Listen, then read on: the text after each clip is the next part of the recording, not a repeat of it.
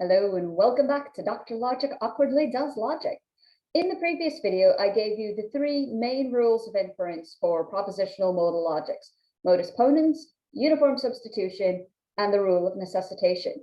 In this video and in the next ones, I want to talk about the question of why these rules. There are a number of kind of background assumptions that are going into, like, what is it that we are doing when we develop a modal proof system? One of these assumptions, at least kind of in contemporary modal logic contexts where we have background semantics, we have a notion of truth or validity that we are trying to capture, one of our goals is to develop a proof system that can prove all of the valid modal principles in a particular context. So our initial context is the ones that are just valid generally. So without making any assumptions on the nature of modality beyond the fact that it's classical and it's propositional. Later on, we will look at more restrictive systems in the sense that they add more axioms, which allow us to prove more things, but they restrict our attention to certain classes of Kripke frames. Therefore, what we are doing when we are picking the rules that we want to have rules that are sound. What this means is that if we start off with things that are tautologies, that are validities, that are always true, either without any assumptions or true within a particular class of frames, then by applying these rules, we should never end up with something that is false. So soundness or validity preserving, this is kind of the primary goal of what we want to have in our rules. If we have a rule that is unsound, we're going to prove nonsense, and this will be useless. Now, there are a couple of other things that logicians often feel like they need. So there are certain approaches to proof theory and with it to conceptions of logics that identify logics with a set of sentences that is closed under modus ponens. So if you have a conditional and its antecedent, you have to have the consequent in that set. Some logicians even go so far as to say that if you have a set, if your logic generates a set that is not closed under modus ponens, then you don't actually really have a logic. Now, rebutting that view is an entirely separate video, which I may come to at some point. But it's worth noting that kind of the relationship between being a logical theory or being generated by a logic and being closed under modus ponens is incredibly tight linked. And for some people, they think it's almost definitional. So that would be another reason why we want to have modus ponens as one of our rules, because there are some logicians out there who think that if we don't have it, we don't actually have logic. I want to focus on the issue of soundness. How do we go about proving that the system that we are building is sound? There's going to be two parts. First, we need to show that all of our axioms are in fact valid. Now, on the propositional logic side of things, this is easy because we defined our propositional axioms in the modal context simply to be the ones that are valid. So it's only the modal axiom side of things that we will have to look at. For the rules, in order to prove that they are sound, what we want to do is show that if we have a correct application of the rule, then assuming that whatever has gone on in the proof before was validity preserving, applying this rule in this one step will also preserve validity. So for today, I'm going to give you just the soundness of modus ponens. We'll come back to the other rules in other videos, because otherwise this one will get too long.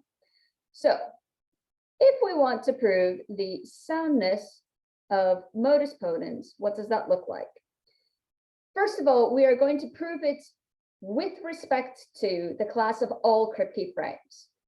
Other axioms that we look at, we might be proving as sound with respect to a more limited class of frames. But for the main rules of inference, it's always going to be with respect to the class of all Kripke frames. So what modus ponens states, so the rule says that if you've proven phi, and you've proven that phi implies psi, then you can write down psi. And the justification is modus ponens and the lines in your proof where phi and phi implies psi occur. To prove that this rule is sound, we have to show that the validity is preserved. So what we will do is say that if phi is valid and phi implies psi is valid, psi must also be valid. So to prove soundness, we must show that validity is preserved, that we never go from something that is always true in every world and every model to something that could possibly be false. So what we're going to say is that if phi is valid and phi implies psi is valid, then psi is valid. So this is a hypothetical. What we do is we assume the antecedent. So we suppose that phi is valid and that phi implies psi is valid. But then let's suppose for reductio that psi is in fact not valid. So what we will try to do then is derive a contradiction from these three assumptions. So since psi is not valid, we know that there is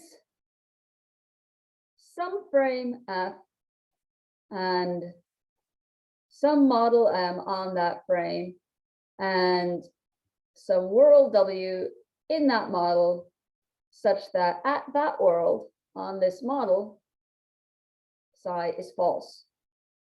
So that's the first thing. Actually, the first thing is going to be our assumption that phi is valid. Our second, that phi implies psi is valid. And then here, let's call this our third fact. So by the first fact, we know that since phi is valid, it's going to be true in every world and every model, including at W. Similarly, by 2, we have that phi implies psi is also going to be true at this world and this model. But now we're looking just at truth. So going to the definition of truth, we can forget about validity because we're only looking at one world in one model. But by the definition of truth, we know that at this world, psi has to be true because phi is true, not just valid, is true. Phi implies psi. If psi were also false, we would have a contradiction. But, so if this is fact 4, 4 and 3 are contradictions, and hence our assumption of 3 can't be maintained.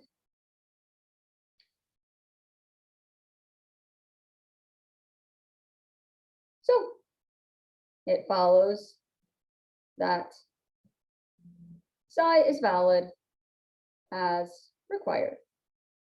So this is a fairly straightforward proof of soundness because it's purely propositional. The fact that modus ponens is sound in the modal context just is because it is sound in the basic classical propositional context. So I have already done a video for the soundness of uniform substitution plus an example quite some time ago. I will feed it into this video series, but if there isn't like a nice segue between this video and the next one and the next one and the one after that, that's why. And then after that, we will come and we'll actually talk about the soundness of necessitation, because that's the modal rule. That's the interesting one. So I look forward to seeing you in a couple more videos. Until then, take care. Cheers.